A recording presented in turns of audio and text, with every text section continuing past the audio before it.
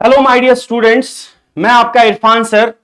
यहां पे आप लोगों के लिए हमने एक सीरीज लॉन्च की है, universal one shot board series, जिसमें हम आप लोगों को पूरा जेके बोर्ड में हर एक सब्जेक्ट में क्या क्या क्वेश्चंस बन सकते हैं, क्या पेपर का पैटर्न क्या है, मार्किंग स्कीम क्या है, इंपॉर्टेंट क्वेश्चंस जितने भी हमारे पास हैं सब्जेक्ट वाइज हम उनको डिस्कस कर रहे हैं।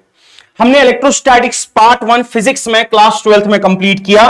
बेटा आज हम इलेक्ट्रोस्टैटिक्स पार्ट 2 डिस्कस करेंगे, जिसमें हम गॉसेस लॉ, उसके बाद इलेक्ट्रोस्टैटिक पोटेंशियल और कैपेसिटेंस में से जितने भी इंपॉर्टेंट क्वेश्चंस बन सकते हैं उसको यहां पे हम कंप्लीट करेंगे। ठीक है, तो चलिए स्टार्ट करते हैं। आप अपनी कॉपीज नोटबुक अपने पास रखिए, नोट्स बनाना स्टार्ट कीजिए और आई होप कि ये सेशन आपके लिए बहुत फ्रूटफुल रहे और आगे आपका जो बोर्ड का एग्जाम आने वाला है उसमें मैक्सिमम से मैक्सिमम यहां से हम कवर करने की कोशिश करेंगे। ठीक है, तो हम इलेक्ट्रोस्टैटिक्स पार्ट 2 स्टार्ट कर रहे हैं।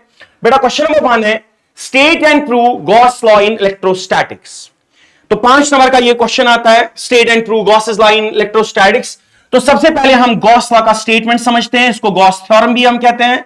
तो बेटा सबसे पहले हम गॉस थ्योरम का स्टेटमेंट समझते हैं कि स्टेटमेंट क्या है। ठीक है, तो देखिए स्टेटमेंट क्या है बेटा। स्टेटमेंट ये है कि आपको मैं पहले डायग्राम से ये समझाता हूं कि बोलता क्या है ये गॉसेस लॉ क्या है एक्चुअल में। बेटा अगर हमारे पास यहां पे एक चार्ज है, पॉजिटिव चार्ज, और हमने इसको एनक्लोज कर दिया एक सरफेस से, this surface is an hypothetical surface, this surface is hypothetical surface, और इस सरफेस को हम कहते हैं बेटा गॉसियन सरफेस। इस सरफेस को हम क्या कहते हैं बेटा, this surface is called Gaussian surface. ठीक है, तो यहां से कितनी फील्ड लाइंस पास होगी इस सरफेस में से, कितनी फील्ड लाइंस बाहर आएंगी, जिसको हम नाम देते हैं इलेक्ट्रिक फ्लक्स। तो गॉसेस लॉ कहता है the electric flux which is equal to close integral of E dot DS. बेटा ये होता है हमारे पास इलेक्ट्रिक फ्लक्स। तो ये कहता है Gauss's law the electric flux through any close surface enclosing the charge. हमारे पास एक सरफेस है जिसको हम गॉसियन सरफेस कहते हैं, उसके अंदर यहां पे बेटा हमने चार्ज रखा, तो इसके थ्रू बाहर कितना फ्लक्स आएगा, that electric flux is equal to 1 by epsilon naught times total charge enclosed by the surface. So Gauss's law states that the electric flux through any closed hypothetical surface called Gaussian surface is equal to 1 by epsilon naught times total charge enclosed by the surface। मतलब इस पूरी surface के अंदर कितना charge है, तो जो flux बाहर आएगा that is equal to 1 by epsilon naught times charge enclose. जैसे मैं आपको यहां पे एक एग्जांपल दिखाऊंगा। फॉर एग्जांपल बेटा मेरे पास एग्जांपल है कि ये मेरे पास यहां पे फॉर एग्जांपल एक सरफेस है, इसमें चार्ज मेरे पास है +2 कूलम, इसमें चार्ज मेरे पास है +4 कूलम। अगर मैं आपको बताऊं इस सरफेस के थ्रू कितना फ्लक्स बाहर आएगा, तो हम कहेंगे flux is equal to 1 by epsilon naught times total charge enclose. Total charge कितना है 4 + 2 दैट इज 6 कूलम, तो ये बन जाएगा यहां पे बेटा 6 by epsilon naught, this will be the flux through the surface. तो इस सरफेस से इतना फ्लक्स बाहर आएगा। तो बेटा हमारा स्टेटमेंट यहां पे कंप्लीट हो गया। स्टेटमेंट है the electric flux through any close surface called through any close hypothetical surface called Gaussian surface is equal to 1 by epsilon naught times total charge enclosed by the surface. This is the statement of Gauss law. अब हम इसको prove करते हैं, क्योंकि यहां पे पूछा गया है बेटा कि आप इसको प्रूव कीजिए। तो बेटा हम इसको प्रूव करते हैं। देखिए क्या काम करेंगे। सपोज करके यहां पे मेरे पास एक चार्ज है +q, और यहां पे मैं इसका सरफेस ले रहा हूं, ये मैं यहां पे सरफेस ले रहा हूं। ठीक है, तो देखिए यहां पे बेटा ये यहां पे मैंने यहां पे चार्ज रखा हुआ है, इसके सेंटर पे पॉजिटिव चार्ज +q। सपोज ये डिस्टेंस यहां से यहां तक जो मेरे पास है ये रेडियस है, दैट इज r। तो r की दूरी पे मैं यहां एक एलिमेंट ले रहा हूं, तो यहां मैंने एक एलिमेंट लिया, जिस एलिमेंट का जो एरिया है वो मैं रखता हूं, because it's a very small element, बेटा इसका एरिया हम रखते हैं ds। तो area vector is a vector quantity and it is drawn perpendicular to the surface outwards। मतलब अगर आपको कभी भी एरिया वेक्टर ड्रॉ करना हो, फॉर एग्जांपल इस सरफेस का एरिया वेक्टर ड्रॉ करना हो, तो हम क्या करते हैं, एक वेक्टर डालते हैं यहां पे perpendicular to the surface outwards and that is the area vector of this particular surface। तो यहां पे ये मैंने एक छोटा सा एलिमेंट कंसीडर किया, बेटा ये हमारा हुआ यहां पे एरिया वेक्टर। ये चार्ज पॉजिटिव चार्ज है, पॉजिटिव चार्ज का इलेक्ट्रिक फील्ड ऐसे होगा बाहर की तरफ इस पॉइंट P पे। तो इलेक्ट्रिक फील्ड का जो डायरेक्शन होगा बेटा वो होगा ऐसे बाहर की तरफ। तो हमने एरिया एलिमेंट लिया, एरिया वेक्टर लिया, हमने इलेक्ट्रिक फील्ड का डायरेक्शन यहां देखा क्या है, तो हम यहां पे यूज करेंगे, हम प्रूव करेंगे गॉसेस लॉ को। तो देखिए यहां पे क्या मैं ऐसा लिखूं कि फ्लक्स जो मेरे पास होता है that is equal to close integral of E vector dot D S vector. और बेटा इसी को मुझे प्रूव करना है, इसी को मैंने प्रूव करना है, phi is equal to close integral E dot D S is equal to 1 by epsilon naught times charge enclose. बेटा ये चीज हमने यहां पे प्रूव करनी है, ठीक है। तो देखिए क्या काम करेंगे, तो मैंने लिखा phi is equal to close integral E dot DS. ये देखिए ई बाहर की तरफ, डीएस बाहर की तरफ, तो एंगल हो गया 0 डिग्री। तो क्या मैं लिखूं यहां पे flux phi is equal to close integral of E ds cos of 0 degree. बेटा कॉस 0 डिग्री कितना हुआ 1, तो फ्लक्स कितना आएगा close integral of E d s. This is the बेटा हमारे पास फ्लक्स। तो एक काम करते हैं, इस जगह पे इलेक्ट्रिक फील्ड कितना होगा, बेटा हमें पता है कि electric field due to point charge is equal to, तो मैं यहां पे लिखता हूं, so it is equal to close integral of 1 by 4 pi epsilon naught Q upon R square. This is the electric field due to this particular charge at this point. 1 by 4 pi epsilon naught Q by R square, और हम इसको multiple करेंगे ds के साथ। देखिए बेटा 1 by 4 pi epsilon naught constant बाहर आएगा, Q कांस्टेंट बाहर आएगा, R स्क्वायर कांस्टेंट बाहर आएगा, तो बेटा क्या बनेगा यहां पे, तो बेटा ये बन जाएगा यहां पे flux phi is equal to 1 by 4 pi epsilon naught Q upon R square integral of ds। जरा देखिए एक मिनट यहां पे, तो ये सारी चीजें इंटीग्रल के बाहर आई अंदर, क्योंकि ये सारी चीजें कांस्टेंट है, इंटीग्रल ये बाहर आएंगी, यहां बचेगा इंटीग्रेशन ऑफ ds। बेटा देखिए दिस इज ds एक एलिमेंट, दिस इज अगला ds दूसरा एलिमेंट। जब हम इन सारे एलिमेंट्स का सम करेंगे तो बेटा हमें क्या मिलेगा, हमें इस पूरे ये जो हमारे पास यहां पे स्फीयर है इसका पूरा एरिया मिलेगा। तो क्या मैं लिखूं यहां पे close integral ds is equal to total area of this sphere which is equal to 4 pi r square. तो बेटा क्या बन जाएगा flux phi, so phi is equal to 1 by 4 pi epsilon naught Q upon R square into, इसके बदले में लिख लेता हूं यहां पे बेटा 4 पाई R स्क्वायर। 4 पाई के साथ कैंसिल होगा, R स्क्वायर के साथ कैंसिल होगा, बेटा फ्लक्स का वैल्यू आएगा Q अपॉन एप्सिलॉन नॉट, और वही हमारे पास है Gauss law. So this proves Gauss's theorem, this proves Gauss's law, flux phi is equal to Q by epsilon naught. And clearly this question is asked for 5 marks. It has been asked multiple times. बहुत बार ये question पूछा गया है। Statement क्या है, हमने statement को discuss कर लिया, यहां पे एग्जांपल भी बता दी, और उसके बाद हमने इसको यहां पे प्रूफ भी कर दिया कि ये किसके बराबर है। ठीक है, हमने ये बराबर कर दिया इसके, और हमने ये प्रूव कर दिया कि it's equal to 1 by epsilon naught times total charge enclose within the surface. बेटा ये बात आप दिमाग में रखिएगा कि गॉसेस लॉ जो है ये सिर्फ वैलिड है यहां पे जो charges with in the, suppose this is Q1, this is Q2, this is Q3, this is negative Q4। तो बेटा अगर यहां पे चार्ज है Q5, बेटा यहां पे चार्ज है Q6, तो ये बात आप याद रखेंगे कि हमारे पास जो गॉसेस लॉ आएगा flux phi is equal to 1 by epsilon naught times charge enclosed within the surface. बेटा keep this thing in mind कि यहां पे सिर्फ वो चार्जेस आते हैं जो सरफेस के अंदर है। ठीक है, अगर मैं इसको प्रॉपरली लिखूं तो मैं लिखूंगा flux phi is equal to close integral of E dot ds which is equal to 1 by epsilon naught times Q enclosed. ठीक है ना बेटा, बस एक चीज मैं आपको यहां पे कहना चाहूंगा एक्स्ट्रा कि ये जो हमारे पास चार्जेस एनक्लोज्ड हैं ये सिर्फ वो चार्जेस हैं जो विद इन द सरफेस है, within the hypothetical Gaussian surface है। लेकिन बेटा ये जो इलेक्ट्रिक फील्ड है, this electric field is due to all the charges. ये जो इलेक्ट्रिक फील्ड है it is due to all the charges, ये सब चार्जेस की वजह से है, चाहे चार्ज सरफेस के अंदर है चाहे चार्ज सरफेस के बाहर है। Electric field is due to all the charges, whether charges are placed within the surface, whether charges are outside the surface, but this charge enclosed। लेकिन इस साइड में जो चार्ज आता है उसमें सिर्फ और सिर्फ वो चार्जेस आते हैं which are enclosed within the surface. Please keep this thing in mind. It has been mentioned in NCERT, so इस चीज को आप दिमाग में रखना बेटा। This completes our question number 1, that is Gauss law, और इसको मैंने बड़े comprehensively जो है डील किया, तो क्योंकि आगे हमारे पास जो भी क्वेश्चंस आएंगे बेटा वो इसी के बेसिस पे होंगे। चलिए बेटा क्वेश्चन नंबर 2 देखते हैं क्या है। क्वेश्चन नंबर 2 देखते हैं हमारे पास क्या है। वेरी इंपॉर्टेंट क्वेश्चन, मैं तो इसको बोल रहा हूं कि ये मतलब this is very very important question, ठीक है। और इसके बाद जो हम करने वाले हैं एक और क्वेश्चन, ये दो तो मतलब मैक्सिमम टाइम्स यही पूछे जाते हैं 5 मार्क्स के। क्वेश्चन क्या है? Derive expression for electric field due to infinite line of charge, also plot its variation with R. बेटा गॉसेस लॉ का यूज करके हमने इलेक्ट्रिक फील्ड निकालना है, किसकी वजह से? इनफिनाइट लाइन ऑफ चार्ज की वजह से। मतलब ये हमारे पास यहां पे एक लाइन चार्ज है और यहां पे हमारे पास ये इनफिनाइटली लॉन्ग है, ठीक है। ये हमारे पास यहां पे इनफिनाइटली लॉन्ग एक लाइन चार्ज है, हमें निकालना है इलेक्ट्रिक फील्ड, इसकी वजह से हमें निकालना है बेटा क्या? इलेक्ट्रिक फील्ड, ठीक है। तो हमें इलेक्ट्रिक फील्ड निकालना है, इस लाइन चार्ज की वजह से किसी डिस्टेंस आर पे इलेक्ट्रिक फील्ड क्या बनेगा। तो बेटा एक काम करते हैं हम, तो हमने इसका डायग्राम बनाया, हमें इसकी वजह से इलेक्ट्रिक फील्ड चाहिए। बेटा गॉस लॉ का यूज होगा। अगर गॉसेस लॉ का यूज होगा, सबसे पहला काम हमने क्या करना है? सबसे पहला काम हमने एक सरफेस बनानी है, इस चार्ज को हमने एनक्लोज करना है।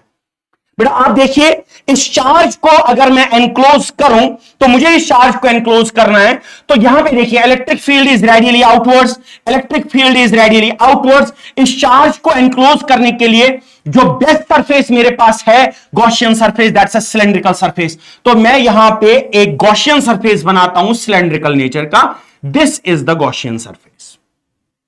चार्ज को एनक्लोज कर दिया हमने, this is the Gaussian surface. अच्छा अब इसमें क्या है? तो यहां पे ये सरफेस 1 है, ये इसका कर्व पोर्शन, यहां पे ये सरफेस 2 है। अच्छा ये रिम इसका यहां पे, ये यहां पे हमारे पास सरफेस 2 है, और बेटा ये हमारे पास सरफेस 3 है। पहला काम, जितने भी गॉसेस लॉ के बेस्ड क्वेश्चंस है, पहला काम है चार्ज को एनक्लोज करना है। हमने बेटा चार्ज को एनक्लोज कर दिया, तो चार्ज को एनक्लोज कर दिया हमने सरफेस से, which is a Gaussian surface. बेटा हमने गॉसियन सरफेस को बना दिया। दूसरा बेटा अब हम इलेक्ट्रिक फील्ड का डायरेक्शन बनाएंगे, तो इलेक्ट्रिक फील्ड का डायरेक्शन बनाते हैं बेटा। चलिए इलेक्ट्रिक फील्ड का डायरेक्शन बनाते हैं, कहां कहां की तरफ आएगा? तो यहां देखिए, electric field for positive charge is from charge towards infinity. तो बेटा यहां देखिए, क्या इसका इलेक्ट्रिक फील्ड ऐसे बनेगा, यहां पे ऐसे इलेक्ट्रिक फील्ड? क्या इस जगह पे इलेक्ट्रिक फील्ड ऐसे बनेगा? ये हुआ इलेक्ट्रिक फील्ड। बेटा इस जगह पे इलेक्ट्रिक फील्ड ऐसे आएगा, बेटा इस जगह पे इलेक्ट्रिक फील्ड ऐसे आएगा, ठीक है। चलिए पहला काम हो गया। बेटा एरिया वेक्टर ड्रॉ करना पड़ेगा। एरिया वेक्टर के लिए क्या करना पड़ता है? एक एलिमेंट लेना पड़ता है। तो ये हमने एक एलिमेंट लिया, इस एलिमेंट को मैंने आपको भी बोला कि एरिया वेक्टर कैसे ड्रॉ किया जाता है, perpendicular to the surface outwards. बेटा ये बना इसका एरिया वेक्टर, इसको मैं नाम देता हूं डीएस वेक्टर।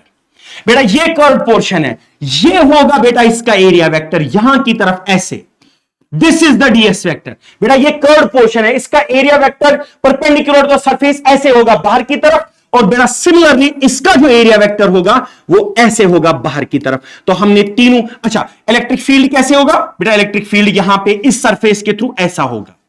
बेटा यहां पे इलेक्ट्रिक फील्ड कैसा होगा? ये होगा बेटा हमारे पास इलेक्ट्रिक फील्ड, क्योंकि electric field for positive charges from charge towards infinity. तो इलेक्ट्रिक फील्ड ऐसे बाहर की तरफ, इसका एरिया वेक्टर ऊपर की तरफ, इसका एरिया वेक्टर बाहर की तरफ, इसका एरिया वेक्टर बाहर की तरफ। बेटा दिस कंप्लीट्स आवर डायग्राम। अगर आप ये डायग्राम बनाते हैं, 2 मार्क्स आपको इस डायग्राम के मिलेंगे। Very important diagram, very important diagram. हमने इलेक्ट्रिक फील्ड को बना दिया, हमने एलिमेंट्स को बना दिया, हमारे पास 3 सरफेसेस है, यहां पे हमने एलिमेंट को बना दिया। बेटा क्या यूजिंग गॉसेस थ्योरम क्या मैं लिखूं? Flux phi is equal to closed integral E vector dot ds vector for surface 1 plus closed integral E vector dot ds vector for surface 2 plus closed integral E vector dot ds vector for surface 3 is equal to Q by epsilon naught. बेटा क्या यही है Gauss theorem? 3 surfaces की वजह से flux is equal to Q by epsilon naught. चलिए यहां देखिए, बेटा यहां पे देखो, यहां पे इन दोनों के बीच में अगर मैं एंगल देखूं, बेटा दिस एंगल इज 90 डिग्री। बेटा यहां पे मैं अगर एंगल देखूं इन दोनों के बीच में, डीएस और ई के बीच में, एंगल इज 90 डिग्री। बेटा cos 9 डॉट प्रोडक्ट है, तो cos 90, तो इसको लिखूंगा मैं ई डीएस, ऐसे लिखेंगे इसको और थोड़ा सिंप्लीफाई करेंगे, इसको लिखूंगा मैं first E ds cos theta, इसको लिखूंगा मैं plus close integral surface second E ds cos theta. बेटा इसको लिखूंगा मैं close integral E ds cos theta, is equal to Q by epsilon naught. बेटा दिस इज सरफेस थर्ड। चलिए बताइए सरफेस वन के लिए एंगल कितना 90, सरफेस थ्री के लिए एंगल कितना 90। बेटा cos 90 सरफेस वन के लिए 0, cos 90 0, मतलब ये टर्म बनी 0, ये टर्म बनी 0। तो फ्लक्स किसके बराबर आएगा? तो बेटा क्या मैं लिखूं यहां पे? So flux phi is equal to close integral E d s cos of 0 degree for surface 2 which is equivalent to q upon epsilon naught। देखिए बेटा सरफेस 1 की वजह से E और ds परपेंडिकुलर तो 0, E और ds परपेंडिकुलर तो 0, इसकी वजह से E और ds का डायरेक्शन सेम, तो cos 0 डिग्री आएगा, 1 और 3 की वजह से 0 आएगा।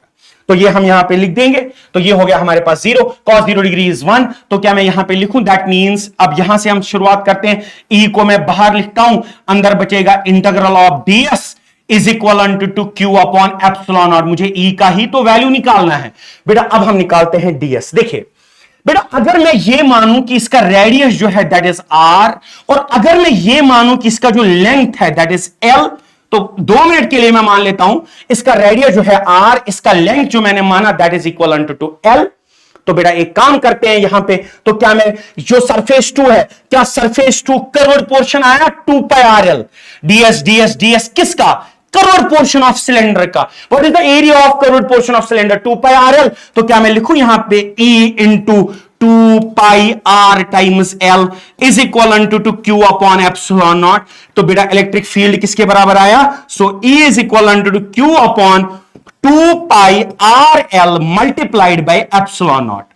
बेटा यहां पे एक छोटा सा नया रिलेशन लिखना पड़ेगा ताकि प्रॉपरली हमें E मिले। देखिए since charge is distributed on a line, तो हमारे पास 3 टाइप की चार्ज डेंसिटीज होती हैं। एक होती है लीनियर चार्ज डेंसिटी, एक होती है सरफेस चार्ज डेंसिटी, एक होती है वॉल्यूम चार्ज डेंसिटी। तो चूंकि charge is distributed on a line, so we will use lambda. We know that linear charge density is equal to charge per unit length, which means charge is equal to lambda times L. So charge comes out to be lambda times L. So we can write E becomes equal to बेटा charge के बदले हम क्या लिखेंगे? lambda times L divided by 2 pi R into L into epsilon naught। बेटा L जाएगा L के साथ, E का वैल्यू आएगा lambda upon 2 pi R into epsilon naught। बेटा this is the electric field due to line charge। So see this equation, अगर हम इस इक्वेशन को देखें जहां पे L आ ही नहीं रहा है, इट मींस कि आपको ये चाहे जितनी मर्जी बड़ी आप रखो यहां पे ये इन्फिनाइट वायर, तो ये तो L पे डिपेंड ही नहीं कर रहा है। ठीक है, इसीलिए हमने इस पोर्शन के लिए इसको सॉल्व किया, because it does not depend on L, it depends on R। तो जितना आप देखिए ये यहां पे हमारे पास एक लाइन चार्ज है, ठीक है, ये हमारे पास यहां पे एक लाइन चार्ज है, it is inversely proportional to R। Now what do we mean by it?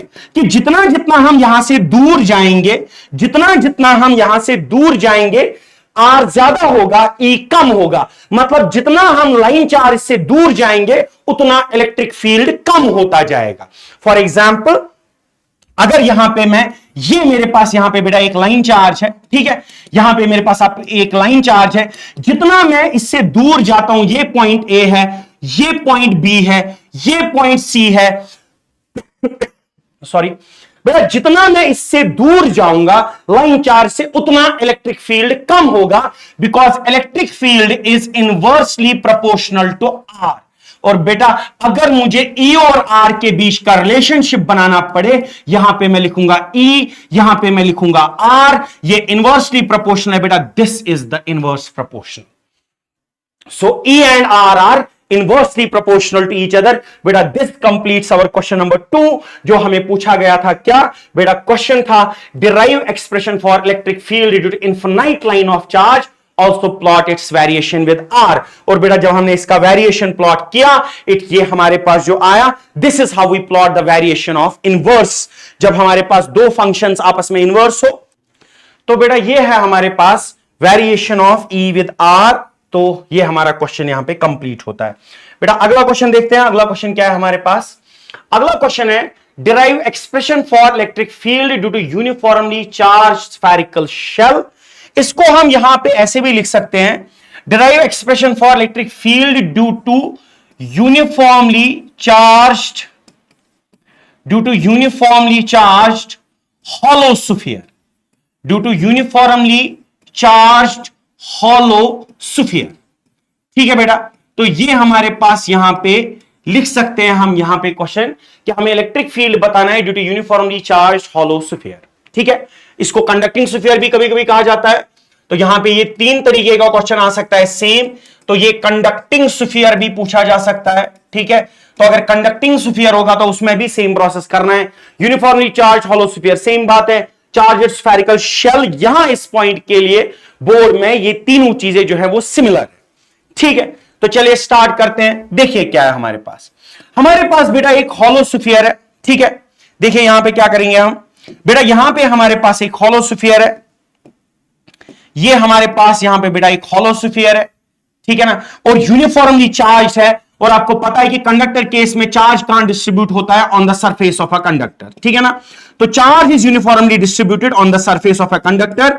This is a uniformly charged sphere, जिसमें जो चार्ज है वो सारा उसकी सरफेस में है, अंदर कोई भी चार्ज नहीं है। There is no charge present within the conductor. ठीक है, तो मुझे क्या निकालना है, मुझे इलेक्ट्रिक फील्ड निकालना है तीन जगह पे। एक at any point P outside, दूसरा at point P on the surface, तीसरा एट पॉइंट पी इनसाइड। तो मुझे तीन जगह पे निकालना है, at any point P which is outside, दूसरा point P on the surface, और बेटा तीसरा मुझे निकालना है पी इनसाइड। तो मुझे तीन जगह पे, आउटसाइड एनी पॉइंट, सरफेस पे और इनसाइड एनी पॉइंट, मेरे को निकालना है इलेक्ट्रिक फील्ड। ठीक, एक काम करते हैं बेटा, this is the centre of a sphere. तो ये हमारे पास जो इसका रेडियस है वो हम ले रहे हैं बेटा कैपिटल आर। चलिए, ये जो हमने पॉइंट पी रखा, सबसे पहले पॉइंट पी मैं मान लेता हूं यहां से यहां तक का जो ये रेडियस है, ये मैं मान लेता हूं बेटा स्मॉल आर। क्या मान लेता हूं, स्मॉल आर। बेटा अगर मुझे यहां पे इलेक्ट्रिक फील्ड निकालना है, इस चार्ज को मेरे को एनक्लोज करना पड़ेगा। तो बेटा चार्ज को एनक्लोज करूंगा मैं, तो इस चार्ज को एनक्लोज करने के लिए यहां पे क्या करूंगा मैं बेटा, एक स्फीयर बनाऊंगा। ठीक है, ये मैंने यहां पे इसको एनक्लोज करने के लिए, इस चार्ज को एनक्लोज करने के लिए मैंने एक गॉसियन सरफेस बना दी स्फेरिक। ठीक है, अब देखिए इस चार्ज की वजह से इलेक्ट्रिक फील्ड, यहां पे एक एरिया एलिमेंट लेना पड़ेगा। बेटा ये मैंने लिया एरिया एलिमेंट बाहर की तरफ, तो इसको मैं लिखता हूं बेटा ds वेक्टर। और इसकी वजह से जो इलेक्ट्रिक फील्ड होगा इस पॉइंट पे, वो भी होगा बाहर की तरफ। तो बेटा this is the direction of electric field E। तो इलेक्ट्रिक फील्ड E बाहर की तरफ, area vector perpendicular the surface drawn outwards, बेटा वो भी बाहर की तरफ। तो क्या मैं लिखूं यहां पे, सबसे पहले at any point outside, at any point outside. तो सबसे पहले हम निकालते हैं electric field at any point outside. तो क्या करेंगे हम काम, क्या हमें पता है, close integral of E dot ds is equal to Q upon epsilon naught. बेटा E बाहर आएगा, E बाहर आएगा, अंदर बचेगा close integral of ds is equal to Q upon epsilon naught. तो ये बन जाएगा E इंटू, बेटा देखिए अगर ये यहां ds, यहां ds, यहां ds, इस पूरे स्फीयर का एरिया कितना बनेगा, that is close integral of ds, that is the sphere area of this whole Gaussian, ये जो पूरी गॉसियन सरफेस है इसका एरिया। तो मैं इसको लिख लेता हूं यहां पे बेटा 4 पाई, रेडियस कितना रखा है हमने r, तो 4 pi r square is equal to Q by epsilon naught. तो बेटा इलेक्ट्रिक फील्ड बनता है E is equal to 1 by 4 pi epsilon naught Q upon r square. This is electric field at any point outside. तो बेटा ये है electric field at any point outside. So आप देखिए, it comes out to be just like the electric field produced by point charge. So electric field outside बिल्कुल वही आता है जैसा कि एक पॉइंट चार्ज इलेक्ट्रिक फील्ड जो है बनाता है। So electric field outside comes out to be 1 by 4 pi epsilon naught Q by r square. So this is at any point outside. दूसरा ऑन द सरफेस, अब हम निकालते हैं बेटा इलेक्ट्रिक फील्ड सरफेस पे। इलेक्ट्रिक फील्ड सरफेस पे हम निकालेंगे, चलिए बेटा देखते हैं किसके बराबर बनेगा। यहां देखिए बेटा on the surface electric field निकालेंगे, ये स्मॉल r किसके बराबर बन जाएगा, कैपिटल R के बराबर। तो क्या मैं लिख दूं यहां पे R is equivalent to R, so electric field on the surface is equivalent to 2। बेटा क्या मैं इसको सीधे सीधे लिख दूं 1 by 4 pi epsilon naught, 1 by 4 pi epsilon naught Q upon R square। This is electric field on the surface of a sphere। Surface is hollow sphere, conducting sphere के surface पे जो हमारे पास इलेक्ट्रिक फील्ड है, that comes out to be 1/4 pi epsilon naught Q by R square. ठीक है बेटा, अब हम निकालते हैं यहां पे तीसरा। बेटा तीसरा होगा एट एनी पॉइंट इनसाइड, तीसरा होगा एट एनी पॉइंट इनसाइड, किसी भी point that is within the conductor किसके बराबर होगा। देखिए बेटा, ये तो बड़ा सिंपल सा केस है कि ये हमारे पास एक कंडक्टर है, whole of the charge resides outside, पूरा का पूरा चार्ज कहां रिजाइड करता है बेटा, आउटसाइड। क्या अंदर कोई चार्ज है? No, because it's a conductor, और कंडक्टर के अंदर जो हमारे पास चार्ज एनक्लोज है that is zero. So charge enclose within the conductor that comes out to be zero. So we write phi is equal, phi को हटा देते हैं, इसको हम ऐसे लिखेंगे। So close integral of E dot D s is equivalent to q by epsilon naught. Beta, if q is 0, q comes out to be 0, so it will imply that e is equivalent to 0. इसको further और कुछ solve करने की जरूरत नहीं है, तो इसको यहां पे अगर q हमारे पास 0 आया, so it will imply that e is equivalent to 0. so आप ये समझ लीजिएगा कि जब हमारे पास एक कंडक्टर होता है, उस कंडक्टर के अंदर जो इलेक्ट्रिक फील्ड होता है वो 0 होता है, और वही हमारे पास यहां पे आया कि इस हॉल, ये जो हमारे पास एक कंडक्टिंग स्फीयर था, इस कंडक्टिंग स्फीयर के अंदर किसी भी पॉइंट पे अगर आप देखेंगे कि इलेक्ट्रिक फील्ड कितना है, दैट इज 0। यहां पे मैं एक डायग्राम फिर से बनाऊंगा, इसको पूरा यहां पे हम सम अप करेंगे। देखिए, ये हमारे पास सेंटर है, इसका चार्ज, सारा चार्ज है that is distributed on the surface on the basis of principle of docking of charges. ठीक है ना, तो ये यहां पे हमारे पास सारा का सारा चार्ज जो है वो कहां पे है, सरफेस पे है, अंदर कोई चार्ज नहीं है। तो बेटा electric field with in is 0, कहां से कहां तक, यहां से आर तक। ठीक है, अब ये पूरा यहां से यहां तक सरफेस तक इलेक्ट्रिक फील्ड इज 0। देखिए सरफेस पे जब हम आते हैं, एक मिनट इसको समझ लेते हैं बेटा, ये जो कैपिटल, ये जो स्मॉल आर है, स्मॉल आर ज्यादा बड़ा है, स्मॉल आर बेटा ज्यादा बड़ा है, तो इसका मतलब ये टर्म कम होगी। इसके कंपैरिजन में जो कैपिटल आर है, कैपिटल आर इसके कंपैरिजन में छोटा है आर के कंपैरिजन में, तो electric field on the surface क्या होगा, ज्यादा होगा। तो बेटा यहां पे आप समझ लीजिए कि इस पॉइंट पे जो इलेक्ट्रिक फील्ड होता है बेटा वो मैक्सिमम होता है, और इसके बाद जब आप जाते हैं electric field comes out to be inversely proportional to R square. Centre से सरफेस तक 0, सरफेस पे मैक्सिमम, इसके बाद ये गिरना शुरू कर देता है। अगर मैं यहां पे इसका वेरिएशन बनाऊं electric field with respect to R, तो देखिए क्या होगा, सेंटर पे इलेक्ट्रिक फील्ड 0, उसके बाद जब तक R does not become equal to capital R, उस वहां पे दैट इज सरफेस, यहां पे इलेक्ट्रिक फील्ड हो जाता है बेटा मैक्सिमम। यहां पे इलेक्ट्रिक फील्ड क्या होता है बेटा, मैक्सिमम। तो सरफेस पहले तो सेंटर से यहां तक 0, जब आर आर के बराबर बनता है इलेक्ट्रिक फील्ड मैक्सिमम बेटा, उसके बाद ये गिरना शुरू कर देता है। So this is the variation कि पहले दिस इज सेंटर, तो this whole portion is inside the sphere, this is on the surface, on the surface electric field जो बनता है दैट बिकम्स ई मैक्स। इस जगह पे बेटा इलेक्ट्रिक फील्ड मैक्सिमम हो जाता है, तो मैं इसको लिख लेता हूं ई मैक्स यहां पे। तो इस जगह पे इलेक्ट्रिक फील्ड मैक्सिमम हो, उसके बाद electric field is inversely proportional to R square, गिरना स्टार्ट हुआ। This is the graph of ये जो हमारे पास यूनिफॉर्मली चार्ज्ड कंडक्टिंग स्फीयर है, उसका variation of E with R का जो ग्राफ है बेटा वो कुछ ऐसा है।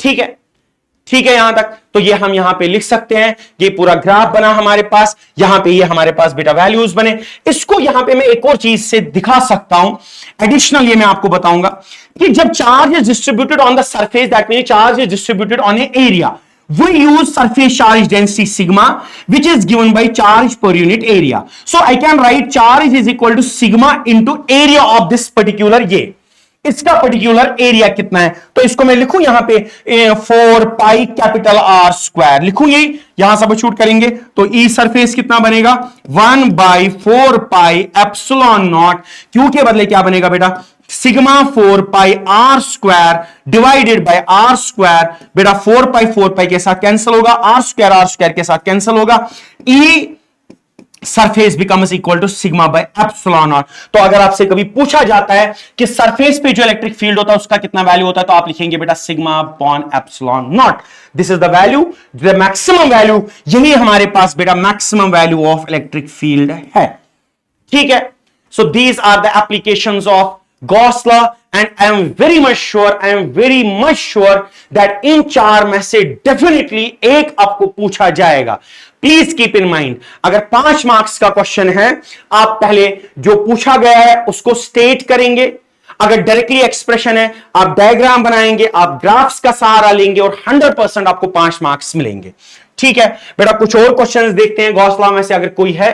Again very important, again very important, this is the last application of Gauss law, very important, derive expression for electric field at a point due to infinite plane sheet।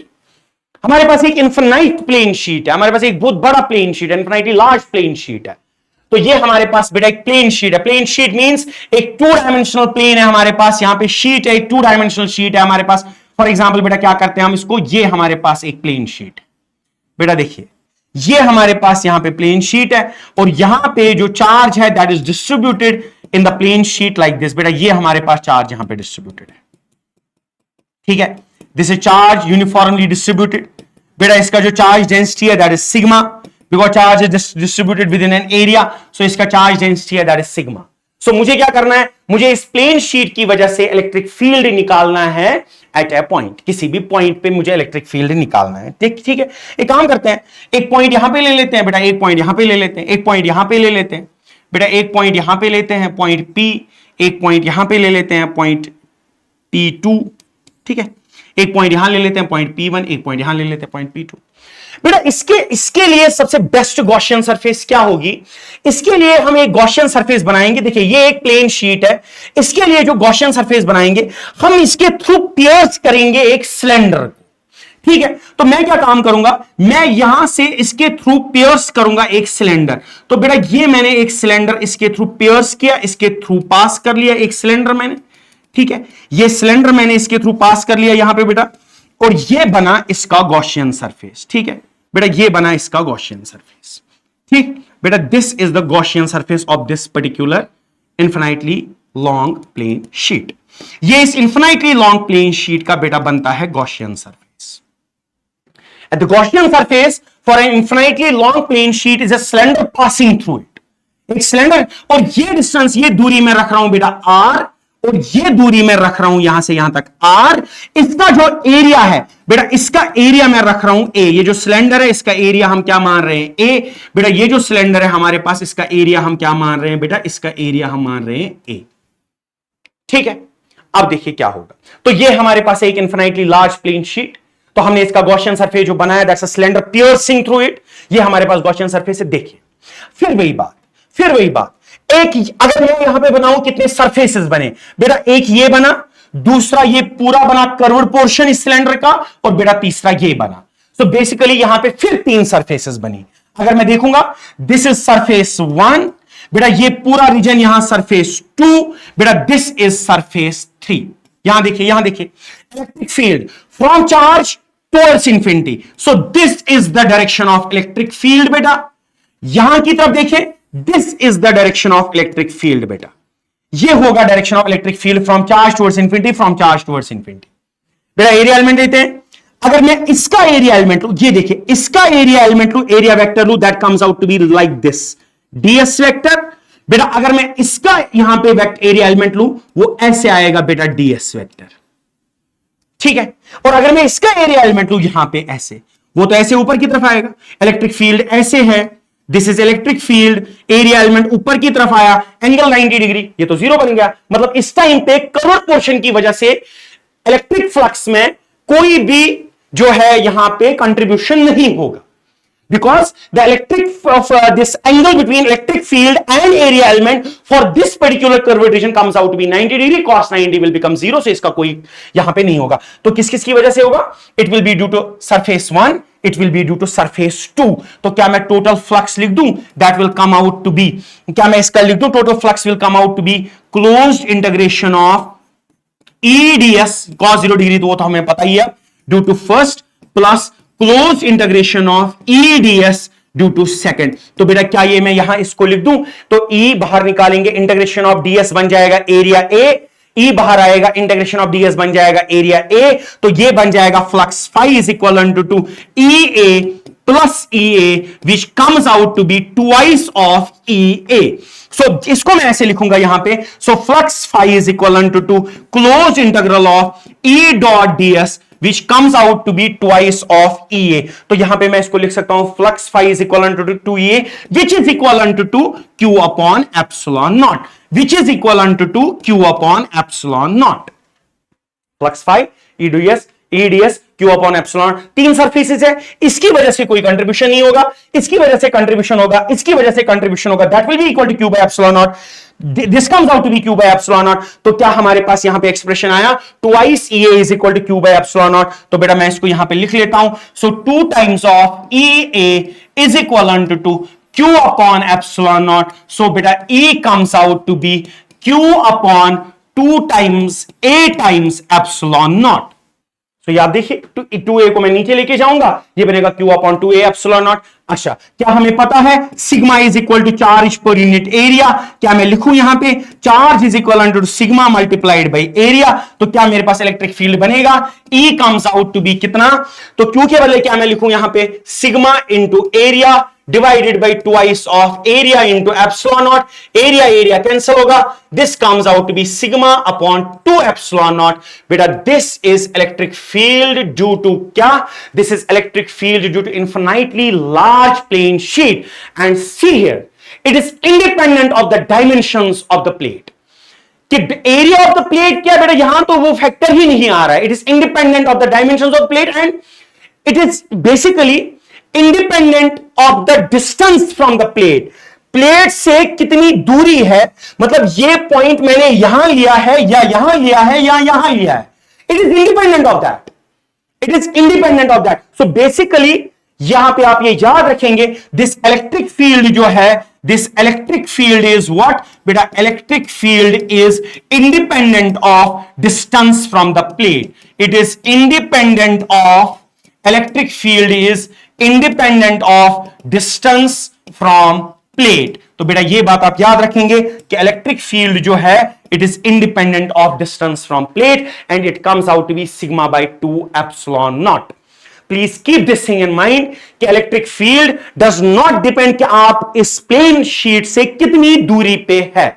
Objective type question पूछा जाता है, जैसे for example यहां पे देखते हैं कुछ question यहां पे है, जैसे यहां क्वेश्चन है electric field varies as R power -3 due to.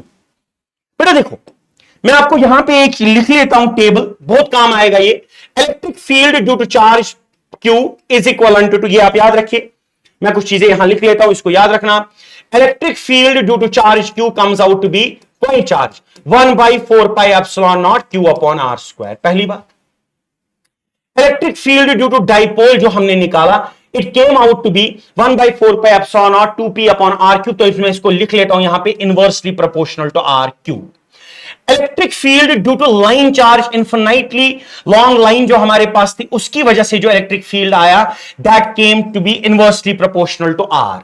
Electric field due to plane sheet जो हमारे पास आया, it was independent of R, it was independent of R।